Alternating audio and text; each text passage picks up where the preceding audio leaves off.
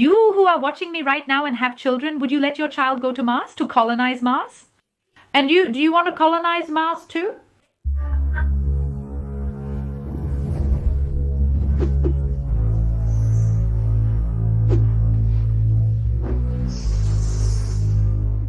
This week we're really into Elon Musk, aren't we? Hashtag we're fans. This hair is really messed up. The longer it grows, the worse it gets. Hi everyone, stop everything and watch today's video. I'm Carol Capel, your favorite Martian. And in today's video, we're going to talk about the colonization of Mars and how Elon Musk plans to colonize Mars by the year 2050. Carol, is that possible? You'll find out in today's video. Will people from planet Earth live on Mars? Yes, that's right. And what will this city be like? And what will be there? I'm telling you, I want my small hut on Mars. Oh, little hut, wow, I just went full Portuguese literature. Elon Musk is the man of the hour. He's the billionaire behind the mission. He's doing everything from rockets to turning us into humanoids with some kind of chip that's attached to our heads. If you haven't already, please watch the Neuralink video. That's all I have to say. He's the guy on the mission. And one of his missions is to take people to colonize Mars. And not just to Mars, but also to other planets in the solar system, still in this decade, still by the year 2030. Guys, I can't wait to vlog for you from the Mars Premium Outlet. Hi girls, how are you? I'll show you today's sales. Here's my coupon. I'm not going, but maybe to Chopana. Oh guys, I stand by my chupa. Here on Mars. Okay, enough with the jokes.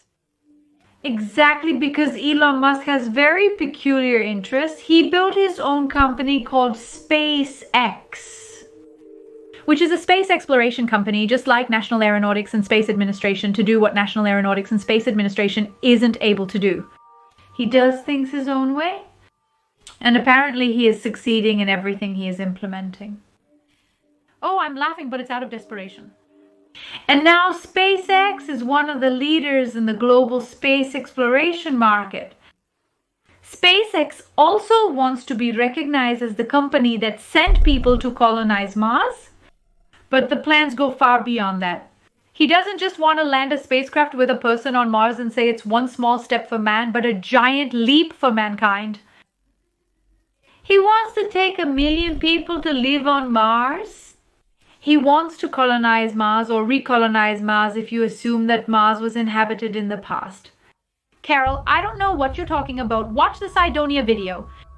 It's here in the card on this channel. This kind of summer camp on Mars would be really cool, wouldn't it? But it would take a while to be ready, wouldn't it? But no, everything is already ready. Then you ask me, if everything is ready, what's missing? We still need to get there first. What do you mean? It's just that it's a bit far. I don't know if you noticed, but Mars is a bit far away. Maybe it's on purpose, so no one goes there. You know, like let's make everything a bit far away so that no one... You saw what happened to the Curiosity probe when it landed there, right? You didn't see it. Watch the video. But SpaceX is already working on faster, more powerful, and most importantly, reusable spacecraft. Let's be honest, this is expensive, right? And especially when you have to rent space in Russia to be able to put your astronauts in orbit, it gets even more expensive. Wow, that never happened. Imagine everything leaves from Cape Canaveral. I never said that, okay? Knock on wood. Elon Musk said that his idea is to launch 3 ships a day. Nowadays, they launch one every 8 years. But the idea is All right, because I'm confused by this math. Each of these ships will carry about 100 tons of materials for building the Mars colony. That means about 100,000 tons of stuff will be taken to Mars. And what does he want with all that? He wants to avoid wasting vital time in space. Because I don't know if you know this, but when it comes to space travel, taking advantage of specific time windows is very important. Consider our solar system as I didn't fully understand. Each beautiful little planet has its own orbit, right? All of them spinning and dancing around the sun. Earth has its orbit, Mars has its own.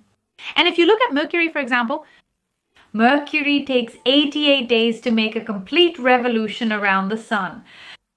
Mars, for example, takes 867 Earth days to make a revolution around the sun. What do I mean by that? I mean that the planets don't all go around together. Each one has its own orbit, you know? So you have to take advantage of this window of time when the orbits between Earth and Mars are as close as possible to shorten the trip. Otherwise, you'll just keep going in circles and never get anywhere. So by building 100 ships a year, we'll have a total of 1,000 ships in 10 years.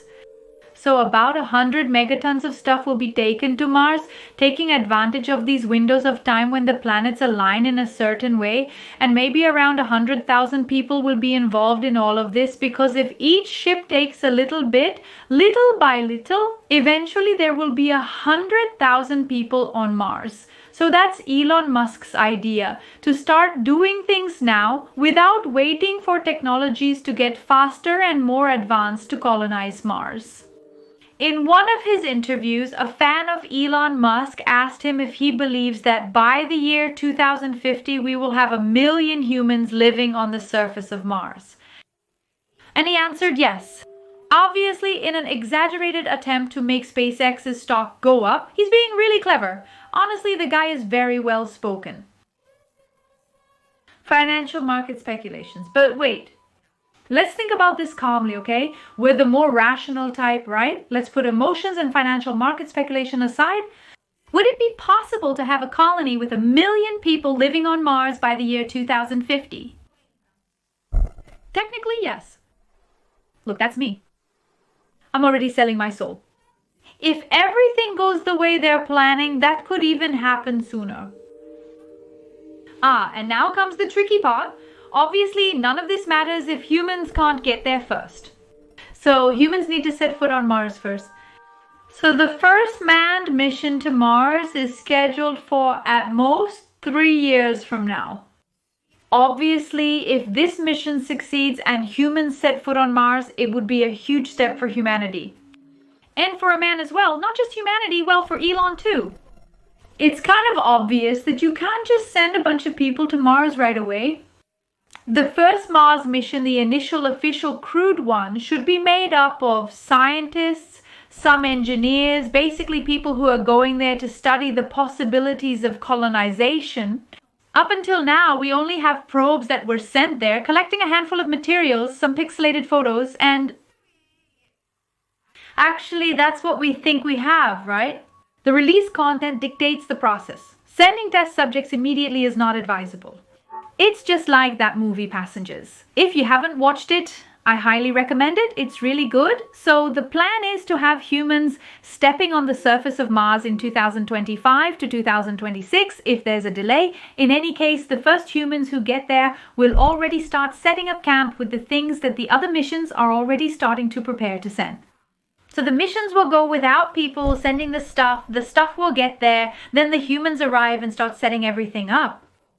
The idea is that this first group of scientists will stay on Mars for 9 months, come back to Earth, and then health tests and a kind of quarantine will be carried out with these astronauts to find out the effects of the planet Mars on humans.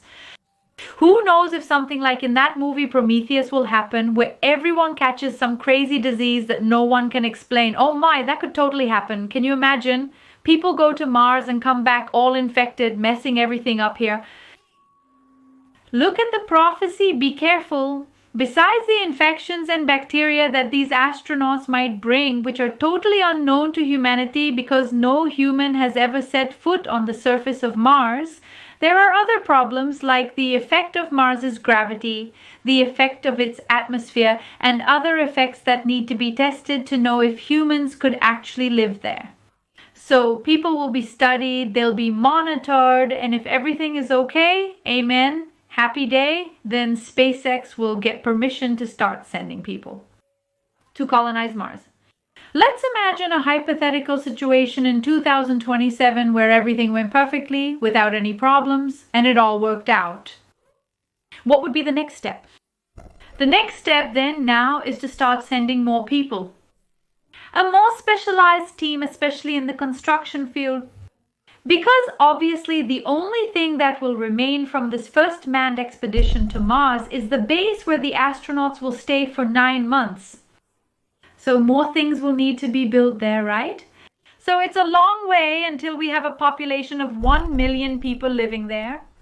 And on top of all that, SpaceX will have to make sure those people have food, that the place is safe for people to live, because what else are they going to do? That movie, The Martian with Matt Damon, where he grows potatoes in his own poop? And it's not as easy, obviously, as people think, because the situation here on planet War, actually, I said it wrong, totally wrong, on planet Earth, is very different from the conditions on planet Death. Actually, I said it wrong again, I meant planet Mars. Guys, still with the dyslexia problem, you need to have a very quick constructive ability, which can be achieved through 3D printers, right? They print everything nowadays, from food to bridges. So if they send 3D printers there and they start building in a robotic way without needing human action, maybe. And these 3D printers, what would they use as raw material? The things that would be sent from Earth. And here we're considering a very perfect world scenario where all the launches of all the ships will be successful. And we know it's not always like that. So just imagine you spent a lot of money to overload a rocket that's going to be launched into space with a bunch of materials for the machine or for the person to build things there on the dead planet. Then suddenly, at the time of the launch, something goes wrong. What do we have to consider? A lot of money spent? A lot of wasted material? So all of this has to be considered and weighed, right? However, what they are studying, and this is already a reality, is to use the soil itself as raw material for the 3D printer, which will print the buildings, the houses, and everything there on Mars. So everything will be printed like that. Oh, guys, I thought it was amazing, and obviously there are thousands of points to be considered. When you are going to build something here on planet Earth, you are at least a few hours away from your raw material. Because let me tell you, guys, renovating a bathroom is a nightmare. You have to go to the hardware store 20 times because it's never right. One time you're missing tiles, another time you're missing grout, another time you're missing cement, another time you're missing... It's a nightmare. Now imagine building something on Mars, man. If you're missing something, it's like really far away, right? There's no Leroy Merlin for you to go get things on Mars unless they send a Leroy Merlin builder robot first. Look at me giving all this free advertising here. Scientists don't even really know what's in the soil of Mars yet to be able to use the Martian soil for these constructions. It's putting the cart before the horse, right? Or is it the horse before the cart? I'm not even sure if I'm using the expression correctly. Another pretty basic little problem is water and food. The expedition that's going to be sent, this first colonizing expedition, it's already going to be sent to a specific place on planet Mars where there's water. So that's already half the battle. But we still need to see if this water is... The water may contain the deadly Cucamonga virus from the devil, version 450 turbo, which could kill everyone in 34 hours instead of causing pneumonia. Who knows, right? Oh, all right. Would you drink water from Mars? Answer here in the comments for me, please. Man, that stuff must be more radioactive than that soda that glows in the dark, you know? Me? No way. And the food? You'll have to bring it from Earth, right? Because, or you could grow it there like in the movie The Martian. Besides that, you also need to know if something planted and harvested on planet Mars would actually be safe for humans to eat, right? Because we still don't know what's in that soil yet. And let's be honest, it takes a lot of food to feed 1 million people by the year 2050. But let's imagine it worked. We made it. We got to Mars and set up the houses there. Everything's working. Water, food, everything's great. There's just one more little problem, a tiny problem. Volunteers. Are there enough volunteers for this colonization? You who's watching me right now and has children, would you let your child go to Mars to colonize Mars? Would you go too? Oh, guys, I would totally go. I'm really open to this colonization because there's always someone cheering for crazy people to dance. But I'm already the kind of person who would love to take a trip because I'm totally ready. I don't know if you've ever done a fighter jet flight. I went up to 7.5 G. I can already leave Earth. I have the prerequisites. I can't even wash clothes without twisting them in the machine, let alone live on Mars. But I would love, to go there, breathe new air. Or maybe not breathe, and it's cold there too, so I'm already used to it, you see. For example, when I tell people that I live in Poland, they think I live in a place like the one in the picture, and that there are polar bears walking in the street. So since I'm already 2 steps away from Siberia, I'm already more adapted, right? Where's the link for me to sign up? And you? Do you want to colonize Mars too? Do you want to come with me? We're gonna do a tour, a fan tour on Mars. There's no Noron, he said, but we can do the Martis together, taking pictures in artificial pools built by 3D printers with radioactive water. I love the idea. That's it, guys. This was today's video telling you about Elon Musk's plans to colonize the planet Mars by the year 2050. There are only 30 years left, actually, much less than that. And are you ready to be a colonizer of Mars? Hello, Martian. This is Earth speaking. Are people born on Mars called Martians? Like the little woman went there, the little man went there, they got married in the colony? Guys, someone says, hi, nice to meet you. Carolina, I'm Brazilian, hi. Nice to meet you. So-and-so, I'm Martian. Oh, I want that. Oh, that's it. My child will be born on Mars. That's it. Kisses to you all. And I'll see you in our next video.